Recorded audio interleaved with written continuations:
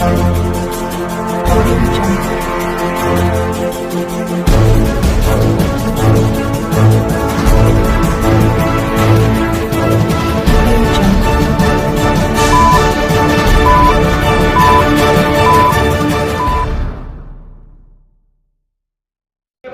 ని రెప్లికేట్ చేయాలి, తెలంగాణ స్టేట్ మొత్తం రెప్లికేట్ చేయాలి అనేది మెయిన్ కార్యక్రమం.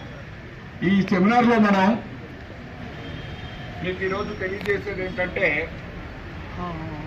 వచ్చిన ఆఫీసర్స్ చాలా కమిటెడ్ గా ఇది నేర్చుకోవాల్సి ఉంది. ఇక్కడ మన సిటీలో ఎన్ని ఇష్యూస్ ఉన్నా కూడా వీక్లీ పరేడ్స్ ఆఫ్ ఫోర్స్ జరుగుతాం మనం. అందువల్ల మీకు పోయిన 4 years నుంచి సార్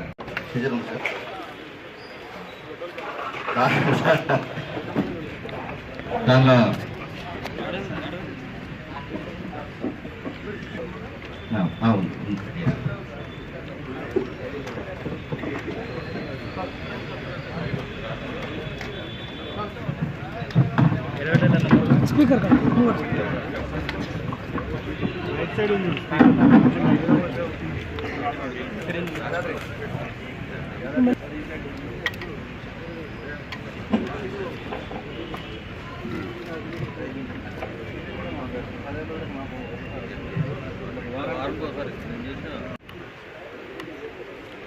సుమారు 4.5 సంవత్సరాల క్రితం ఇదే పోస్ట్ లో నా దగ్గర నుంచి ఛార్జ్ తీసుకొని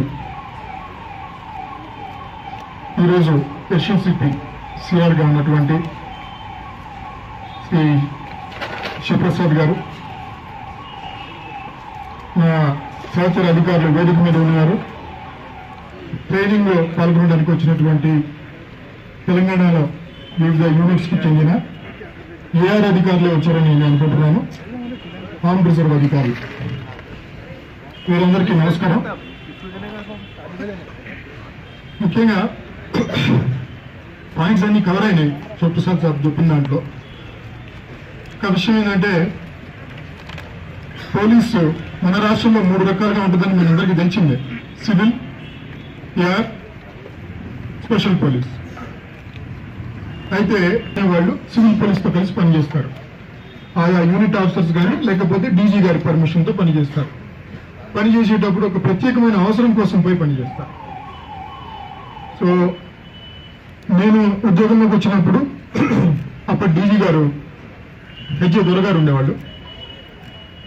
ఒక చిన్న సర్వే చేశాము. స్పెషల్ పోలీస్లో 100 మంది స్టాఫ్ ఉన్నప్పుడు ఎంతమందిని డ్యూటీకి ఇవ్వగలుగుతారు, అదే ఏఆర్లో 100 మంది స్టాఫ్ ఉంటే డ్యూటీకి ఎంతమంది ఇవ్వగలుగుతారు సగటున. ఆ రోజుల్లో ఎక్స్ట్రీమిజం ఉన్నందుకు ఒక తీవ్రమైన పరిస్థితి ఉన్నది ఈ ఉద్యోగంలో చేరినప్పుడు. సో మాకు అంటే ఆశ్చర్యకరమైన రిజల్ట్స్ ఏంటంటే, ఆ రోజున స్పెషల్ పోలీసులో 100 మంది ఉద్యోగులు ఉన్నప్పుడు డ్యూటీలో 45 నుంచి 50 మందిని మాత్రమే ఇవ్వగలుగుతున్నారు. అదే ఏఆర్లో కరీంనగర్, వరంగల్ లాంటి చోట్ల 95% కూడా ఇవ్వగలిగారు. 95 మంది మనుషులు ఇవ్వగలిగారు. అంటే యూటిలైజేషన్ ఫ్యాక్టర్ ఎక్కువ ఉండేటువంటి Audio Jungle.